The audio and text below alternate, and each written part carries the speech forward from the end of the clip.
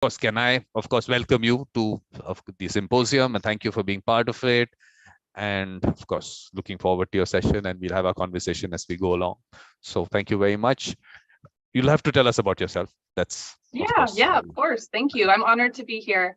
So I'm actually newer to your field. I'm kind of coming in as the behavior analytic person trying to marry the two fields to show that there's beneficials in both.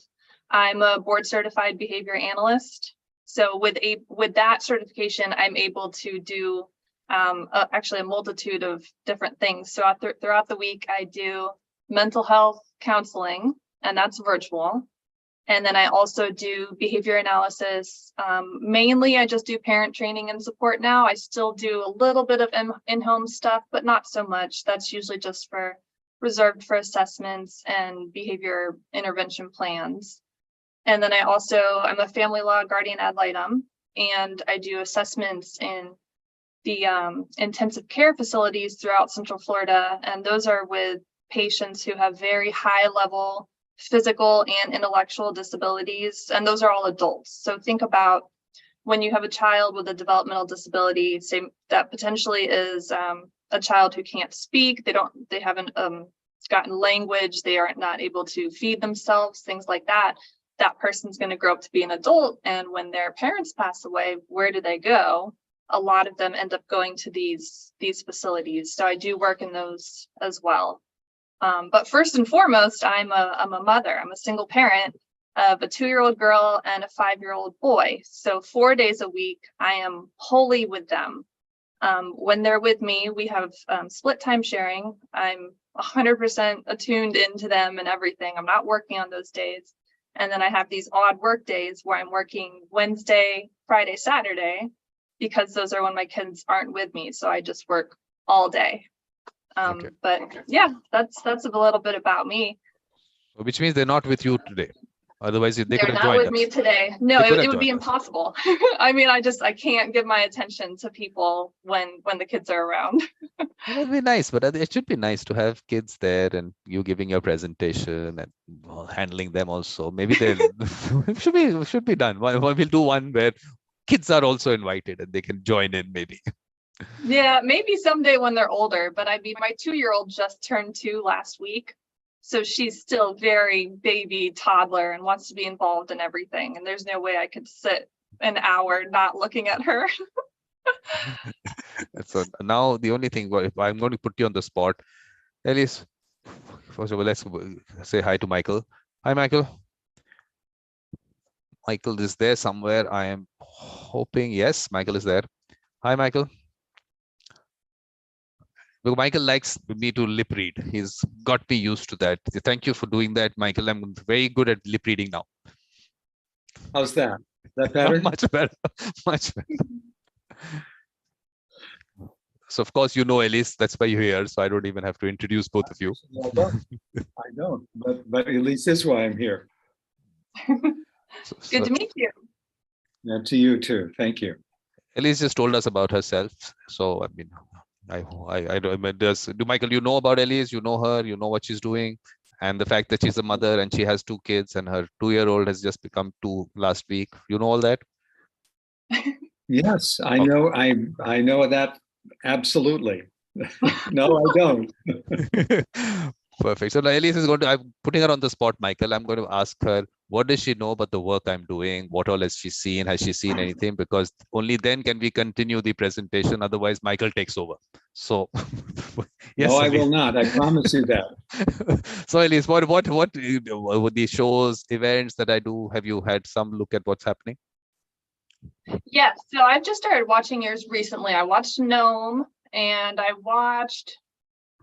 Michael, your name looks familiar. I think we're connected on LinkedIn, but I'm not sure if I watched one of your presentations. Have you done one within the past 3 weeks?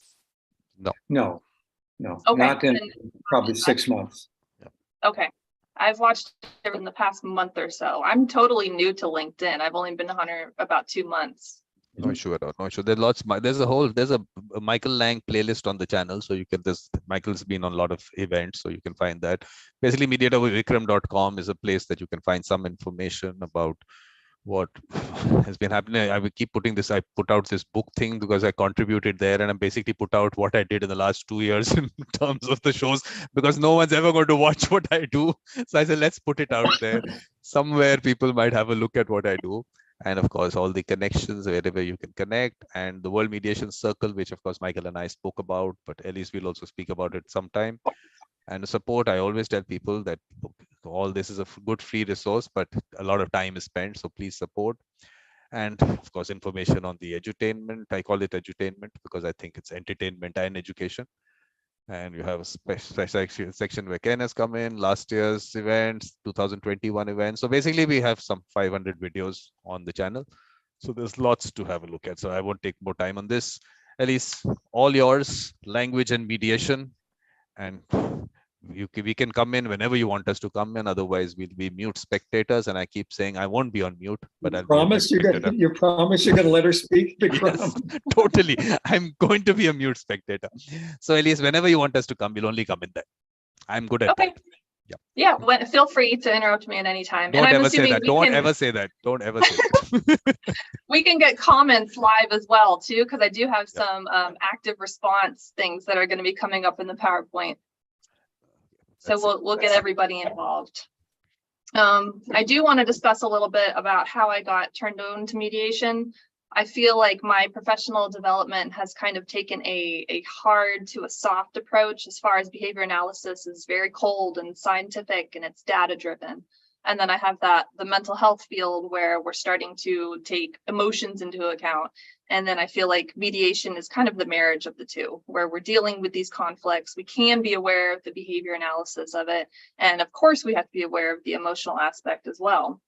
And I've gone through this because the past year and a half have been in an extremely litigious domestic relations case. It's a paternity case. So that's as far as the time sharing of my kids. And when I say extremely litigious, if you have a legal background, I mean, within the first year, we had 250 items in the docket. And I've talked to a lot of attorneys about that, and they've said like, wow, that's unheard of. That's wrong. How are you dealing with this? It's been a year and a half now. We have yet to have had mediation. And so I'm saying this is not how this should be. This is stressful for families. This trickles down to the children. You know, people are spending money on court rather than their families. And so I want to join this field to try and help prevent other families from going through what I've been going through. Like Noam Ebner would say, I've personally experienced the dark side of conflict, and I want to help others to get through that. If you don't mind, Elyse, I'll just give Michael the background. Noam they put a book together on Star Wars and conflict resolution. I know. So I know the book. Perfect. It's on my shelf. Okay. So because we had in talking books, we had a little conversation on the book. That was okay. Yes, Elyse. Yes. Okay. So that's how I'm into it. It's very important to me. It's very personally important to me. So I'm going to pop over to my PowerPoint now. I'm going to give you my whole screen.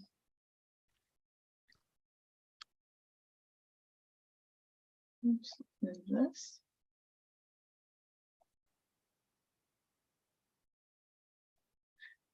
So I want to speak on behavior analytic concepts in the context of language and mediation. This is everything we're going to go over throughout the next hour or so. I'll probably talk fast and get through it a little faster than that. There's no session after yours, so you can take your time. No issue. Okay. I guess I'm going to have to be moving this thing. That's okay. I think after this, everything's going to be on the left. So I'm going back to the start of it. The history of behavior analysis. Behaviorism was the philosophy of the science of behavior in the 1930s. Applied behavior analysis is how we apply the research to participants, whether it's human beings or animals or whatever have you. There's also the experimental analysis of behavior, which I didn't add into there, but that's basically the experimentation of it. That's people studying behavior and the effects of different responses and stimuli and everything. And then the applied is where we apply that. So some of the big hitters in the field are John B. Watson, B.F. Skinner, Ivan Pavlov. That name probably rings a bell for a lot of people as far as his dog and the salivation in the Belle example. That's respondent conditioning. Jack Michael and also Mark Sundberg. Mark Sundberg has a lot to do with verbal behavior.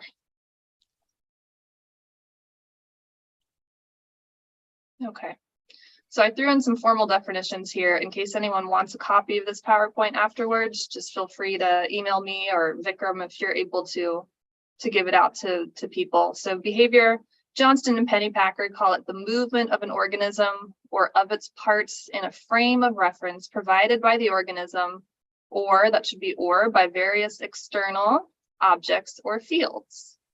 So more simply put, behavior is everything we do, everything an individual does. And this is not just humans, this is anything that's alive.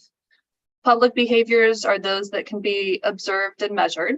So what we're doing right now, our hands, our bodies, even so much as things where we have technology now to see some behaviors that are going on within the body, right? So we have EKGs that can see heart rhythm. We have microscopes that can see the movement of bacteria. And before those things were developed, those would have been considered private behaviors. You know, think about 1800s, a heartbeat is a heartbeat. I'm not sure how, I don't know anything about medicine, but I don't know when EKGs were developed. Let's say prior to EKGs, a heartbeat and a heart rhythm was a private behavior. Private behaviors cannot be observed or measured. So think things like thinking, feeling, seeing. Up to this point in technology, I have no way to actually see what you're seeing. I can stand right next to you and look at the same thing, but I don't know how you're actually seeing that thing. And all of these behaviors are occurring within the environment.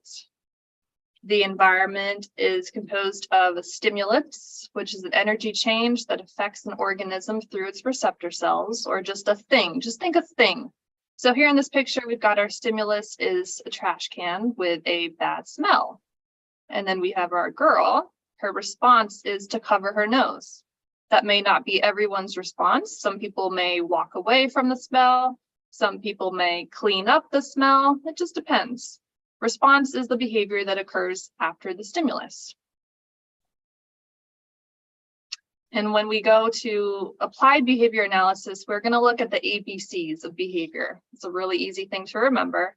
So the antecedent is what occurs before the behavior. The formal definition of that is the environmental conditions or stimulus changes that exist or occur prior to the behavior of interest. The consequence is the thing that happens after the behavior. And the reason they say the behavior of interest is because we have behaviors that are happening all the time. And we want to pick out specific behaviors, at least in this field, that we want to manipulate the environment to change those behaviors. Okay, so I've got an example here for us. This example is going to come back to haunt us many times. So the petitioner is our subject. During a session, the mediator is discussing shared assets. The petitioner asks a question to the mediator regarding this topic. Before the mediator can respond, the respondent's attorney scoffs. The petitioner's brow furrows and he asks no further questions throughout the session. So what is the antecedent of the petitioner's behavior? Let me tell you first, it's usually easiest to find the behavior first. So what is the petitioner's first behavior that we see in this example? Michael, it's your class now. You have to answer. Oh, I have to answer? All right, it asks the question. Right, so you ask the question. Our antecedent to that, what happens immediately before that is the mediator is discussing shared assets. So we can assume the petitioner has a question that he wants to know. He wants to know the answer, something to do with assets. The consequence is that the attorney scoffs. I think we all know what a scoff is worldwide. You know, something that's considered a little bit disrespectful. And then if we go a little further, we see the petitioner has a second behavior of the brow furrowing. The antecedent to that is the respondent attorney scoff. The consequence is that he then asks no further questions. At least in this example, these are the two ABCs that we can pick out. All right, we're going to build upon that one. So we are having countless behaviors and consequences and stimuli every millisecond. It's pretty amazing. If you guys have seen Beautiful Mind is the movie that goes over John Nash, that brilliant mathematician, and how he sees these things around him, and then he writes on the windows his formula. And at one point he's writing so quickly, trying to get, all this information out as fast as he can, that he hits his head on the glass and cuts his forehead. And that's what I think about when I think about all of the behaviors going on within our bodies all the time. So our heartbeat. I think the antecedent for my heart beating is that the setting of it is that my autonomic nervous system is working properly, right? So the antecedent is the previous heartbeat. Behavior is the heartbeat. The consequences, hopefully another heartbeat and another heartbeat and another heartbeat until my heart decides to expire. So we don't think about these things a lot of times, but these are considered in the field of behavior analysis. And this is also when we start to see the disconnect between behavioral health and mental health. So in our field, it's things that we can observe, things that we can measure, things that we can manipulate. I am smiling. I can see the person is smiling. I can count how many times during a session they're smiling. I can change the environment to either increase or decrease how often they're smiling.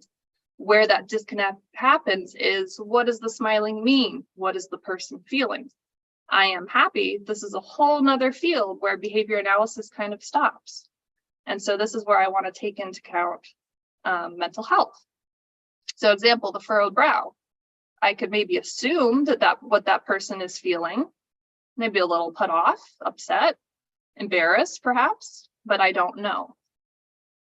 So this is the Geneva Emotion Wheel. This is something that they came up with in 2012, and they've got their categories of high control behaviors, low control behaviors, and then pleasant and unpleasant. So we can assume when we see specific behaviors that oftentimes they fall into these certain categories, but since we are not that person and those are private behaviors, that's not something that we can know.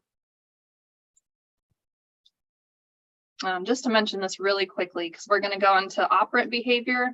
These are the two types that we deal with, respondent and operant. Respondent is not something that I'll be talking about at all today, aside from this tiny example of Pavlov's, the conditioning.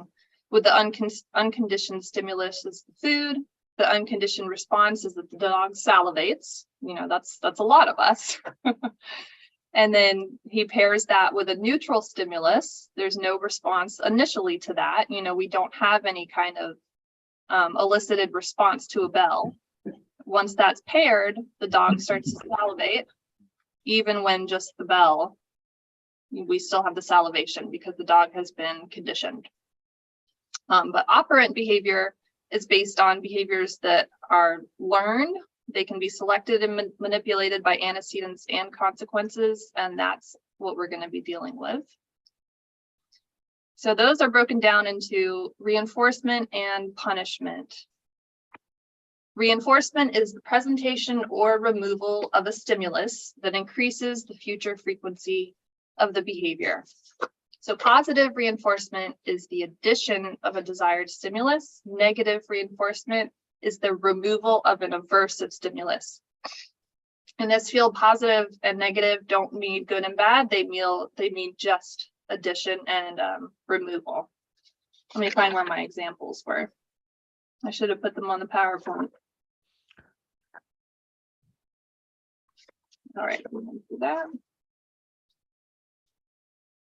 Okay, so my positive reinforcement example I used is, I'm talking with a friend and make a joke. My friend laughs at the joke. If that is a type of attention that I want, that's something that's desirable to me, that will increase the future frequency of me making jokes. Let's get back on here. Okay, so for negative reinforcement, my son tells me he feels sick. I let him know he doesn't have to do his chores or his housework. And if those two things are aversive to my son, the removal of those may then increase the future frequency of him telling me that he feels sick. So he may tell me he feels sick day after day once that happens. If that doesn't happen, then we can assume that was just a neutral stimulus. If that doesn't change his behavior, then, it is what it is. But with these things, with reinforcement and punishment, we don't just assume that something is a reinforcer or a punishment. We wait to see a trend, at least three data points. So punishment is the opposite. Everything in reinforcement is going to increase the frequency of behaviors in the future. Everything in punishment is going to decrease the future frequency. So positive punishment and aversive stimulus is added to the environment, and negative punishment, a desired stimulus, is removed from the environment. So positive punishment. A person is driving and changes lanes without looking and drives into another person's lane. The person originally in the lane honks. If honking is aversive to you, then you may change your behavior and start to decrease how often you're changing lanes without looking. But honks are not aversive to everybody. A punisher is not going to be a punisher to everybody. Someone may have thought that was funny, and maybe they're going to do it more often now. Or maybe it was just neutral. Maybe they didn't even hear it. They were listening to the music loud. And then that's not going to change their behavior. Our negative punishment example. A person is walking on a crowded street with an open purse. The person's cell phone is stolen. So this is something that actually happened to me once. Think about me being 21, just having finished my bachelor's, nowhere near close to being an adult, right? And using a purse that had a broken zipper on it back in the days where I actually used to use a purse, and went to a crowded area downtown, and my phone was stolen. So because the phone is something it's motivating to me, you can guess that I never used that purse again. Obviously, I never went into a crowded area with a broken purse again. My phone stays on my body. I don't want my phone stolen. But let's play devil's advocate and say, if that phone was neutral to me, maybe I have 100 other phones at home. They all have the information programmed into them. I don't care if someone sees my personal information if it's stolen. If that neutral phone is stolen, then that may not change my behavior of walking around with an open purse. If that phone was aversive for some reason, so maybe I found out via email that I got fired that morning, the person I was with broke up with me, my phone has a crack in it, something, I don't like the phone. And then my phone gets stolen, maybe I'm thinking, woohoo, every time I want to get rid of something, I'll just walk in a crowded area with a broken purse. Not saying those things would ever happen, those are kind of silly examples, but I'm sure you get the idea. Okay, so let's go back to this now that we've learned some more. During a session, the mediator is discussing shared assets. The petitioner asks a question to the mediator regarding this topic. Before the mediator can respond, the respondent's attorney scoffs. The petitioner's brow furrows, and he asks no further questions throughout the session. What kind of consequence, at least can we assume from this one data point, is the attorney's scoff? Michael, that's your question. You're shoving it all off onto Michael. It's clearly negative. Is it? Do you mean negative as far as subtraction, or do you mean negative as far as bad? Oh, I think negative as far as bad. I think of it as almost a punishment. Okay, I would say that you're correct then, only because I threw in that last sentence that says he asks no further questions throughout the session. So his behavior of asking questions was punished by the scoff. That was something that was an aversive. It was something that was added. So that would have been a positive punisher. Absolutely right. And then how is this relevant to practice? I mean, we are seeing these things all the time. We maybe don't realize we're seeing them, but even before this started, Vikram, I saw that when you were getting a little stressed about time, you started moving a lot. I saw all these behaviors coming out in you because you're thinking, oh my gosh, I have this next person coming and I need to somehow cut the session off and still be kind and considerate of it. And your movement increased a lot, like tenfold as to when it was previously. Only thing is the kind and considerate part, but I don't know whether that applies to me or not. I'm very clear it has to be on time. Because you can't waste your time. It is very clear that someone cannot wait, and I don't like that part. So that's a bit of an issue. All right, and I can tell that. See, just looking at you, And having this experience with this background, I really like to people watch, and I like to watch behaviors and try and make the connection between their behaviors that I can see and the feelings that they may be having. Okay, let me move us again a little bit. So Why I does this think matter? to go back to why it matters, or maybe you're going to get to it, is because it's possible when we observe the behavior of the scoffing on the attorney part, what we have to be aware of is the response from the petitioner, which could be neutral, could be, this guy's a jerk, he's going to behave that way all the time, he doesn't bother me, I know him, I know I can predict exactly what he's going to do, and it doesn't change my course of action one bit. Right. Could also see it, I could also see it as he's revealing something about the attorney is revealing something about his perspective. This is me as the mediator, and that I need to then follow up on. Yes, yeah, exactly. I did put some examples. I think it's in the next slide. But yeah. Sorry, I didn't mean to. No, it's push okay. you ahead. Whenever. Yep, you said it. We want our clients to be comfortable. We want to establish rapport with them, because then they'll be more likely to be open and honest and have good communication throughout the mediation. And of course, we want the mediation to be successful. So some potential responses, whether or not these are legitimate or not, you could take a moment to remind everyone in the room about using considerate, neutral, verbal and nonverbal language that may act as a positive punishment to the attorney.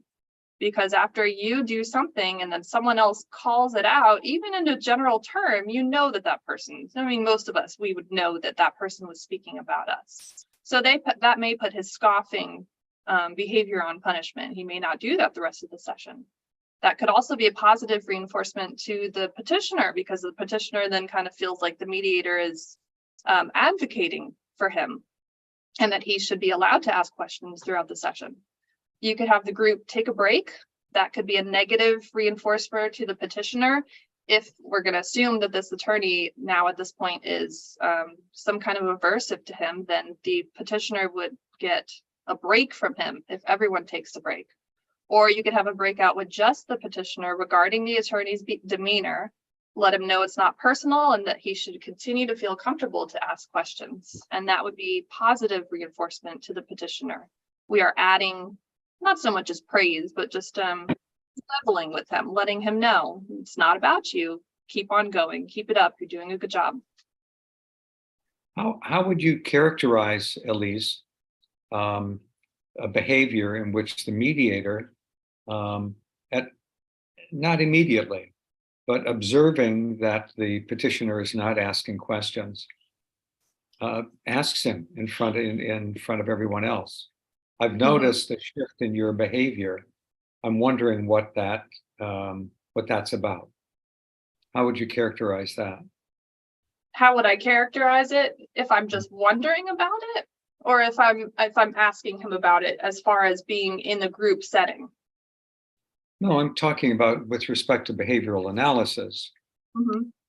How would you characterize that behavior on the part of the mediator in response to the observation that the petitioner is not asking questions, whereas previously she had been asking questions?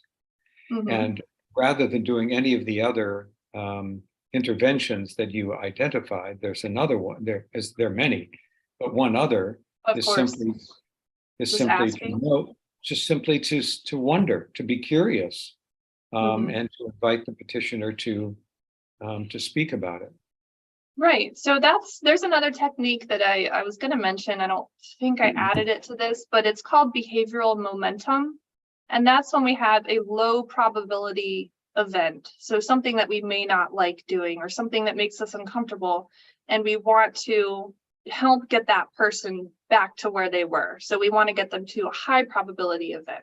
So we may do things to get them back on track. So maybe if we don't know the petitioner, which we probably don't know that much about that person and what's aversive to them and what's reinforcing to them, but we may just want to start asking some basic questions, or just to have some conversation at all to get them back on track.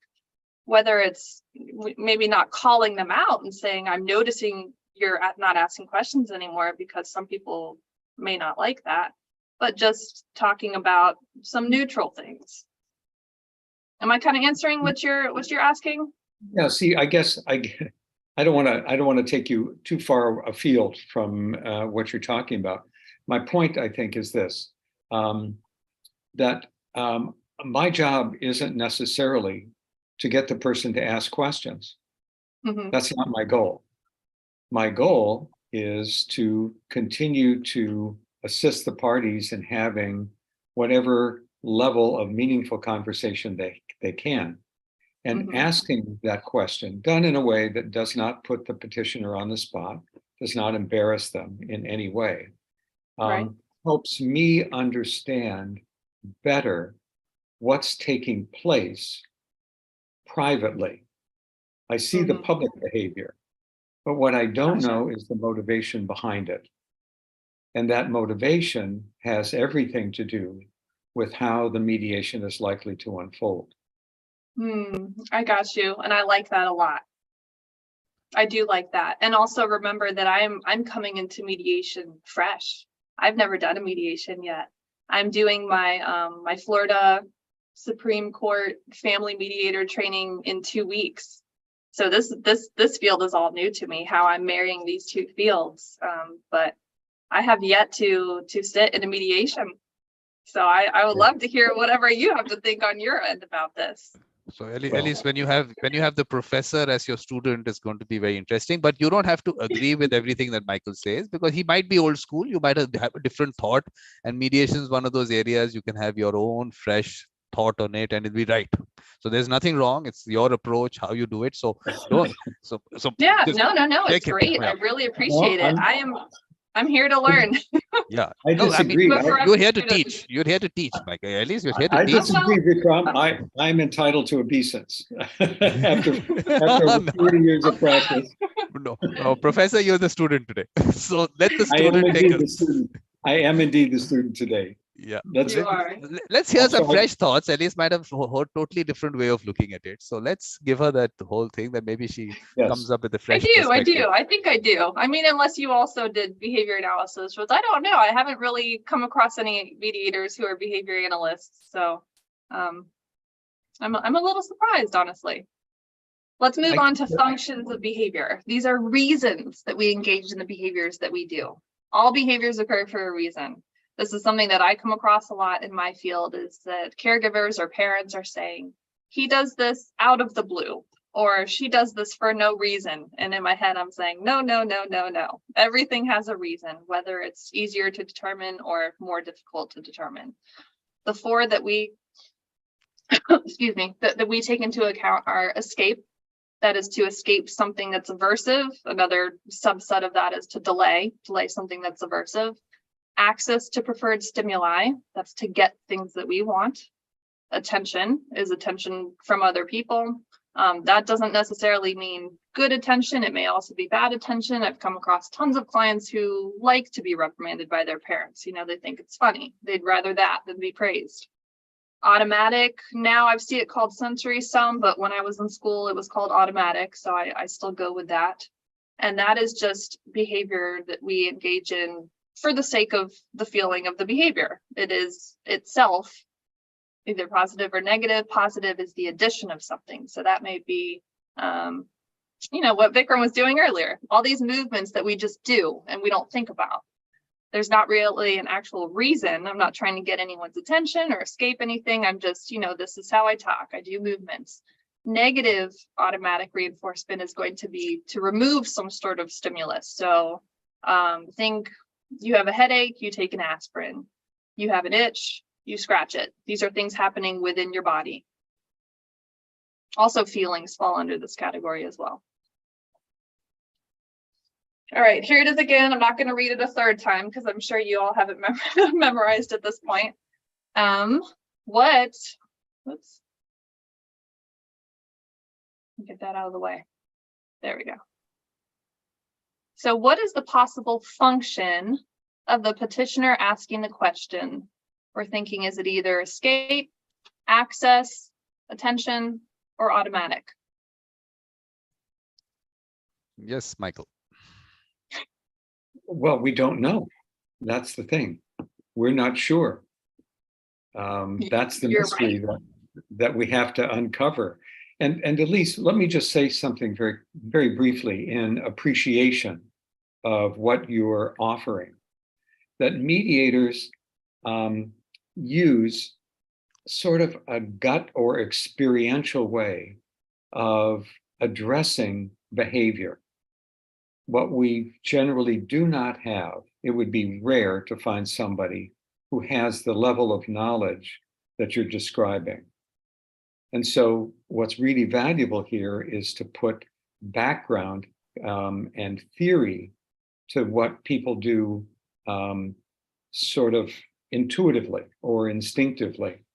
And when we operate only on intuition or instinct, we have no way of assessing whether that particular intervention was really useful or not. We don't know the purpose of it. We don't have a way of analyzing it. And this is brilliant because it provides a way of analyzing behavior. Well, thank you. I appreciate that very much. Obviously, I didn't come up with this, but I do think it's an interesting field and can be put into any other field because it's to do with behavior. Any field that a human works in, behavior is important. So you're right. We don't know. We can't know unless we see trends. And we can kind of assume that maybe he wanted an answer to the question, but that was cut off. A lot of times when we're doing assessments in this field, we're watching what's going on and we're seeing what was the consequence. We're taking this ABC data and seeing, okay, time after time, this was the consequence, this was the consequence, this was the consequence. So this is most likely what the person was trying to get. So we can kind of assume that he may wanted access to the answer. Probably, maybe not. He may have just wanted attention at the time. We don't know. How can we determine functions? I just kind of said that. So we're going back through all this data and trying to look at trends. The possible function of the attorney's scoff, again, we're going to say we don't know. It's probable that it may have been escape from the petitioner speaking, but who knows? It may have been automatic. Maybe he was just having a behavior at the time and didn't control it. And maybe the attorney was trying to put off the petitioner. That's what I think. That's what I mean by escape from the petitioner. He wanted that person to stop talking. Yep. Or wanted. Yeah. Sorry. I'm going to be quiet. Thank you. Okay. Here's a couple real life examples. These are former clients that I had. Obviously, any identifying information has been changed. Janet is a 13-year-old female who lives with her mother and younger sister. While alone in her room, she takes half a bottle of diabetes medication and goes into a coma for 3 months. Janet is not diabetic, and she snuck the medication from her mother's cabinet. What do we think the function of taking that medication was? Michael, all questions are directed at you. So you have to be a good student, otherwise. Vikram, do we have any comments coming in as well from? No, I don't even know if people think they can put comments. They think Michael is the student and everything is directed for him. Please, you can put in questions. You can put in whatever people can put in. But I like Michael being the student, so I'm really enjoying that part. You don't have to answer if you don't want to. I'll just go through it. I don't. But it's fun. I don't want to. Yeah. I'm happy to offer something as useful or inept as it may be, if it's not putting you off. Yeah, no, not at all. No, I've made this with the intent to get active responses throughout it. Yeah, because we don't know the antecedent stimulus. Mm-hmm. We don't know enough about the context, the broad context within the family, and the particular context that in the moments that immediately preceded taking the medication. What was she thinking? What was happening? To just get bullied online. Did there's so much that we don't know. that would be really critical in order to begin to understand why she may have done this. Of course. And I only know because I did this assessment, and it was an automatic negative function. She was trying to commit suicide. So although this was a person with a developmental disability, I immediately refer to a licensed mental health counselor, because unless people in any of these fields where we're dealing with people have specific training on mental health and suicide, you automatically go to them, because that's such a big thing to deal with that you don't want to sit on a high horse and think, oh, I know all about behavior, I can work with this person. No, when it comes to suicide, you always go to the authorities on suicide. So this was, it's life and death, literally. Right, exactly. Yes, we have some very, very intense things that we see. So, yep. This client, I don't know what happened afterwards, but I do know that she survived the coma and did get mental health counseling. So I just have to hope that she's all right. I keep messing that up. Here we go for this next one. Josh is a 21-year-old male who frequently engages in overly flamboyant gestures and vocals. He gossips and tells stories about negative things that happen during the day, but does not discuss positive events. What are the possible functions of these behaviors, the gossiping and the stories?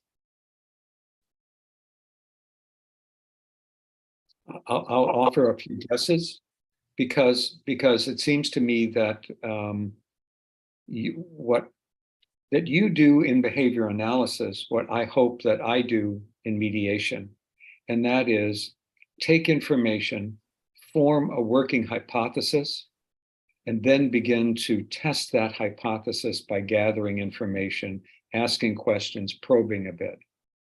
Absolutely. And so, these he wants to gain attention to himself. He's insecure, and he fears rejection. Those are some initial, very rough, sketchy hypotheses that I could come up with. Mm-hmm. Right, but you're on point. I mean, I know, of course, because this was a client I worked with years, but I put in little hints in there. And even to think about the news, what's people's reactions when someone is telling a story? Oh my gosh, you will not believe what I went through today. They get a higher level of attention from something like that, or something like a car crash, than if they came home and said, I had a good day at work today. I did such and such. And this person really, really wanted that attention. So he was over the top with everything that he talked about. And that was an attention-based behavior that he was engaging in. Like the news. I mean, everything on the news, at least, is negative here in America, it seems like. Everywhere. Huh? Everywhere? Everywhere. So I just stopped watching the news last 3 years. Don't watch the news. No, I haven't either. Not in years. We have multiply maintained functions, especially when it comes to clients in mediation. When you're dealing with younger kids, or when you're dealing with lower functioning individuals, you may not see so much of this. But with us, we have different functions that are maintaining our behaviors at all times. So mixed signals, I know I keep talking about patterns. How can we be sure without a pattern? So that's in mediation. You're not sitting and tracking data and then graphing it and then coming back. You're just there in the moment. So it never hurts to ask, is what I keep hearing and reading in other mediators' work. So mixed signals, another thing that can happen is their behavior is not aligned with ours. So smiling at bad drivers is my example for myself, is that a lot of times we associate smiling with happiness. Over the years, I hate to admit this, but my typical face of just being in public has been put on punishment, because over the years, so many random people have come up to me and said things like, you should smile more. It's a good day. You look like you're so unhappy. So now I smile more often. That I don't like that the behavior has been controlled by other people's, but c'est la vie. And then also I smile at and give thumbs up to bad drivers because I don't like the feelings associated with anger.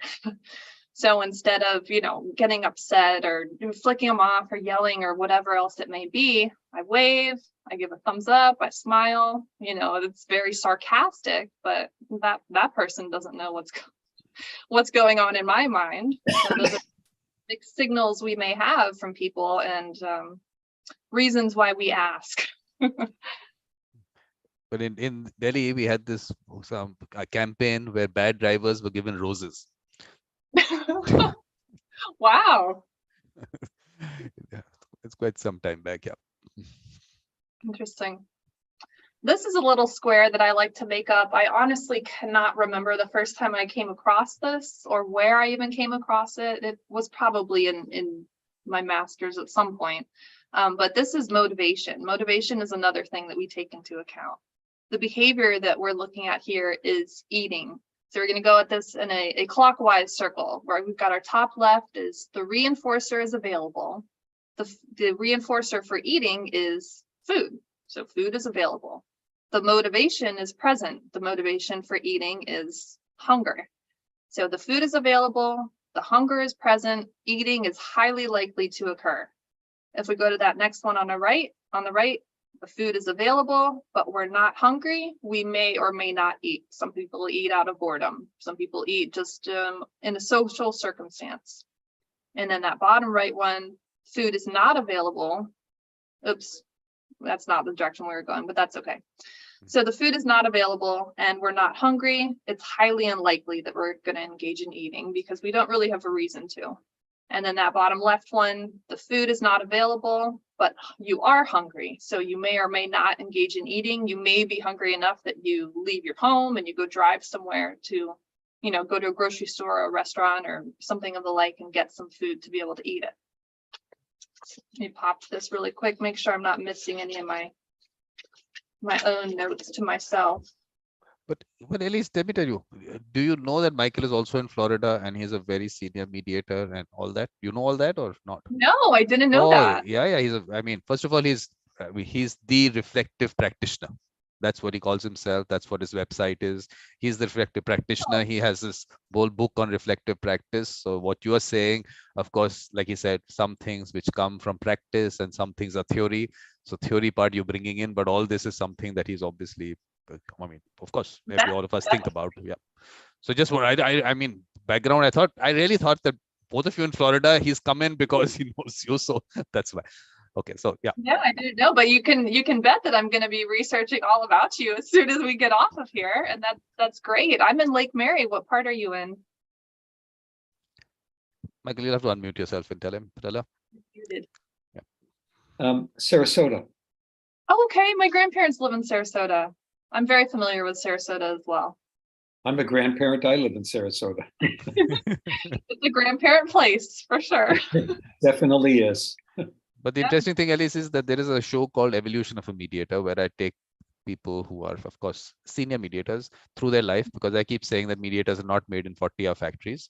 So Michael, of course, he's been on that show. So please watch the episodes of his. It's a very interesting story. It's a very interesting story. Yeah. I will. We did about 4 hours altogether. Yep. Wow. Yeah, it was extraordinary. It was one of the most brilliant ideas that Vikram has had many. But it was a positively brilliant idea for not just for me, but for all the other mediators he interviewed. It was wonderful. Because the idea was that mediators are, like I said, there's so much that they go through. Their grandparents growing up, their value systems, their parents, and your experiences, and everything makes you who you are. So sometimes I feel it's demeaning to mediators when people say that we make a mediator in a 40-hour factory. I think it's demeaning to them. So that's why that show started with that. These shows that I did. Yeah, Elyse. Sorry, I had to point this out. It's okay. Yeah. It's okay. We're moving along. We're getting toward the end anyway. Verbal behavior. I'm going to speak on verbal behavior in the context of behavior analysis because that's my training. We break it down into echoics, that's vocal imitative behavior. mands. Skinner calls this verbal acts that are reinforced by a specified consequence. Simply speaking, a mand is a request. A tact is a label, and an intraverbal is essentially a response to another vocal behavior. Verbal behavior controlled by other verbal behavior. So my example here that I was excited to come up with is the phrase, "It's cold outside." This can be all of these different facets of behavior. So if someone says, "It's cold outside," and I say, "It's cold outside," I've just done an echoic. If someone asks, if I say, "It's cold outside," and I'm asking that to another person as a question, then that would be considered a mand. I'm trying to get the answer to whether it's cold outside. If I walk outside and it's cold and I say, "It's cold outside," then that is a tact. If someone else asks me, "What's the weather like today?" and I say, "It's cold outside," then I've just engaged in an intraverbal. So I know that verbal behavior can kind of get confusing and misaligned because people aren't always meaning what they're saying, and those things can get they can just get muddy, especially if we're dealing with, international things, different languages, and different ways that we talk and different speeds. And so I was just reading this interesting article about Francis Ojak where he was talking about verbal, paraverbal, and nonverbal behavior. This is out of my realm now, just so you know. So this is me just parroting other people, but I'm not going to talk on it that much at all. It's just for other people to have and research at your own leisure. So when verbal behavior can be challenging to interpret or misleading, then we can take into account body language and tone of voice, because that can help differentiate which forms of language are being used. So paraverbal, I think what he was discussing was tone, pitch, and speed. Nonverbal, he was discussing as body language and gestures, and verbal, he was discussing as just the speech itself.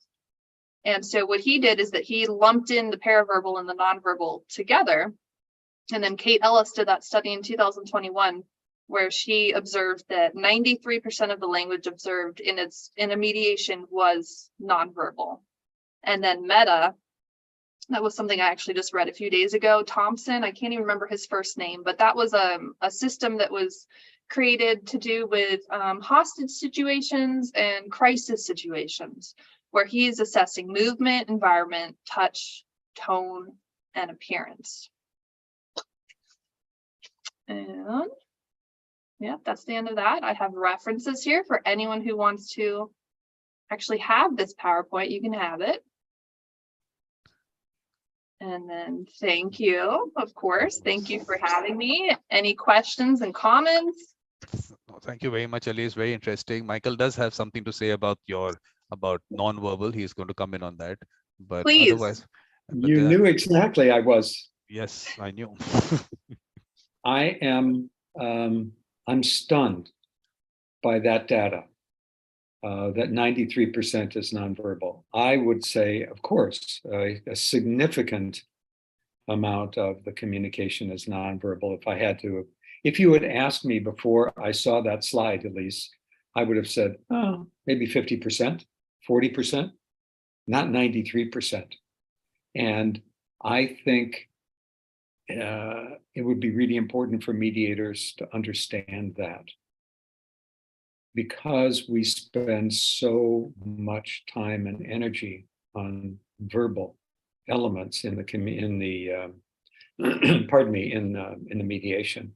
And I would love to hear I would love to be inside your brain during the training you're about to have, as you encounter the way in which you're being taught about mediation and communication strategies and tools and techniques, and when to use them and how to observe.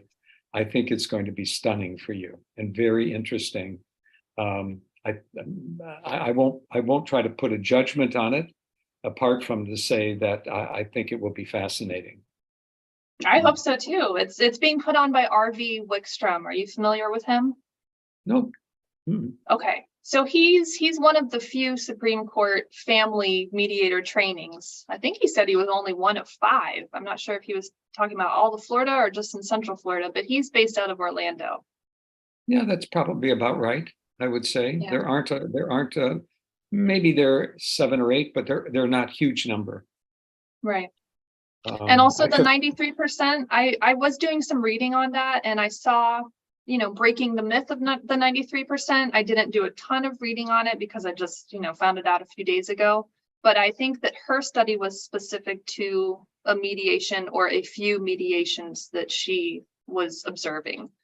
I don't think that's any. But even that preliminary information is extraordinary. Right. And really valuable, because so much of what's happened in, I've been a mediator since 1978, so a while, and observed trainings and taught courses, and we make it all up. 90% of what's taught is what people have experienced, and so they've extrapolated from their experience and say, because I've experienced this multiple times, therefore it's true. But there hasn't been very much research to support whether this is really a good idea or a bad idea. And so being able to share that bit of research, preliminary as it may be, is marvelous. For example, you'll hear about using private meetings, caucus. And there was a researcher, Lorig Charkoudian in Maryland, who did some research in family disputes. These were all court-connected mediations. And I'm going to paraphrase and this, but one of the findings is that when mediators used private meetings often, what happened is that the connection, the trust between the mediator and the party was strengthened, but it decreased the party's commitment to cooperation with the other one. This is completely totally contrary to the objective. Knowing that kind of information is really helpful because we're learning about human behavior. Now, and also, this is in respect to the show that we're participating in. We're talking about the United States, and whether this has any relevance whatsoever in India or 100 other countries, we don't know. True. And we can't assume, and we dare not assume that that's going to be true. In fact, that's the topic of my presentation on Friday. I'm going to be talking about that in terms of language and mediation. So I just would have to say I was delighted that I made the choice to listen to you and to learn today. So thank you very much. It was very nice of you to drop in. Because Elyse has lots to learn from you. I mean, like I said, absolutely. The seniority is one thing. As a person, as a person, what Michael brings in, I think that's the most important part. And so that's something I think lots to learn from him in that sense also. But Elyse, in terms of you'll hear this a lot in what I do and on my shows. Heart, soul, spirituality is these words I use now. The language of the heart, listening to the heart and all that, does it come into your theory part of it, or are these still abstract concepts which are not studied, so they don't have any place in all this theory? As far as behavior analysis, I would have to say no.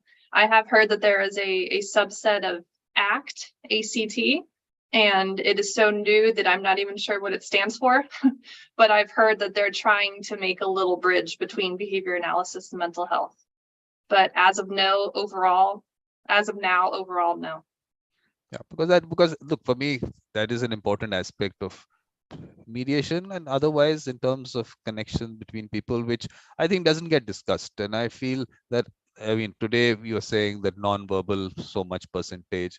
I would think this might be a very large percentage of how people connect and what you're picking up from whatever communication you're having, which I think gets lost. And we're waiting for Newton to say this is called gravity, but gravity exists and it is there. So it's just, I feel, I don't know whether we should put theory to it. I don't know.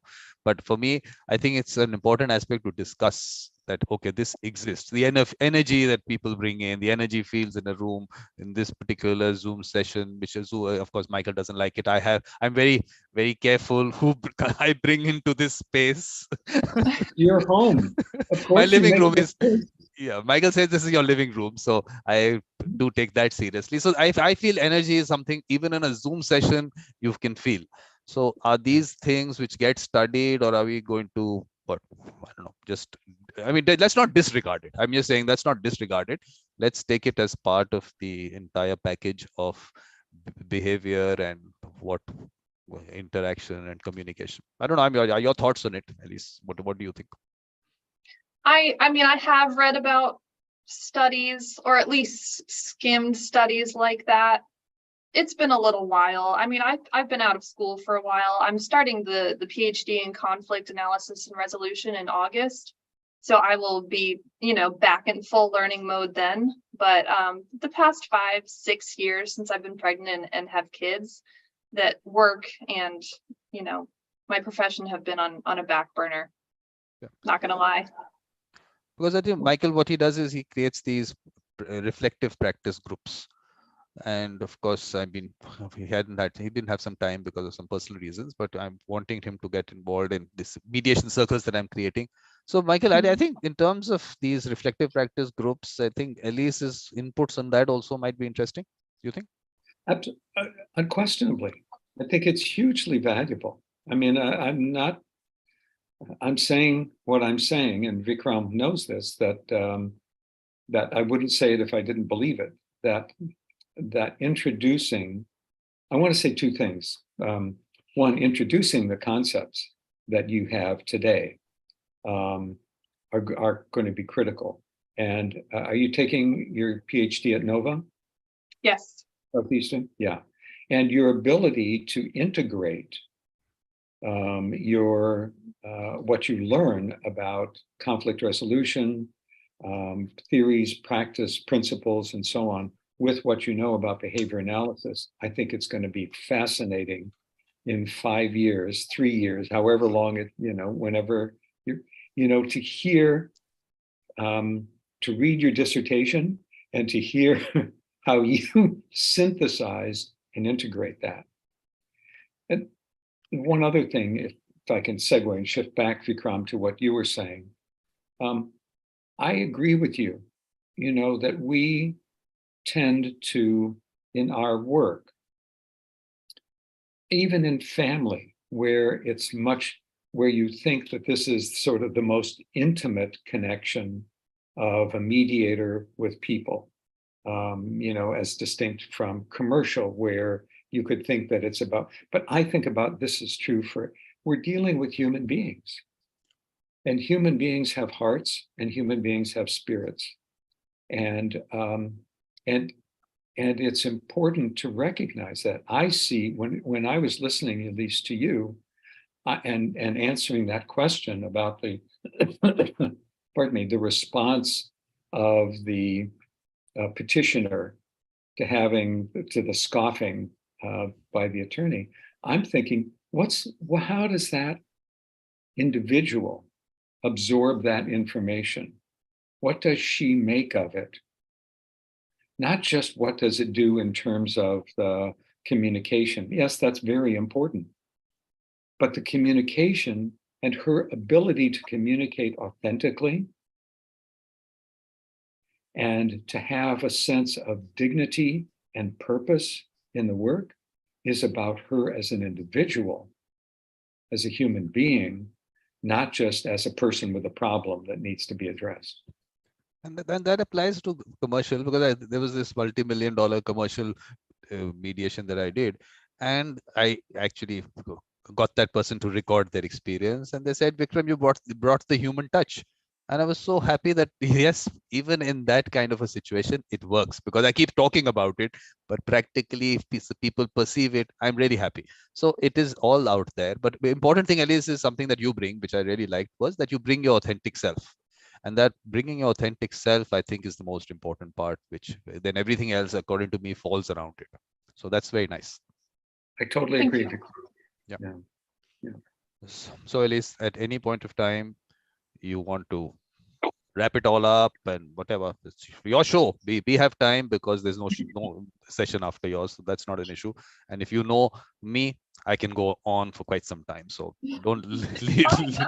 I'm listening now. I mean, what I keep saying, I'm here to learn. It's wrapped. I'm just listening now. No, we're here to learn. This is your session. We want to learn from you and new thoughts, whatever you have. So it was really nice. So, but in terms of wrapping up, please, if you want to just conclude in whatever, I mean. Sure. I mean, only in as much so as Michael, thank you so much for being here and responding. I was really looking forward to having some responses to some of those questions, and your presence, especially just being here, even on Zoom where I could see you. I wasn't expecting that. I thought it was just going to be comments. You being here has increased my motivation, and I appreciate you very much. Good. I was delighted. I wasn't sure what to expect, but I was intrigued by the title. And I did know you were in Florida. I didn't know where, but that was very secondary. I really was interested in what you had to say, and I am. If I said I'm not disappointed, that's the negative side, right? That we can sometimes use. And what I want to say is that I was delighted and pleased and privileged to be able to learn something really important today. No, Thank it is. you. Yeah. Like for me, like I said, the person that you are, what you brought in, and what you brought in as yourself, I think that was the most important part. The theoretical aspect of things, of course, like Michael said, that it may be as a practice, you don't look at, you don't go put words to certain things, but of course you experience it, and that part of it you put theory to it. So that was interesting. So thank you very much. And of course, please attend. You can attend Michael's session that's coming up. So, and of course, last day we have the learnings and key takeaways. The idea is that if you do get time, watch other people's sessions, and we can discuss that. I've only kept it for half an hour, and we can always discuss it after Ken's closing address. So thank you very much. Let me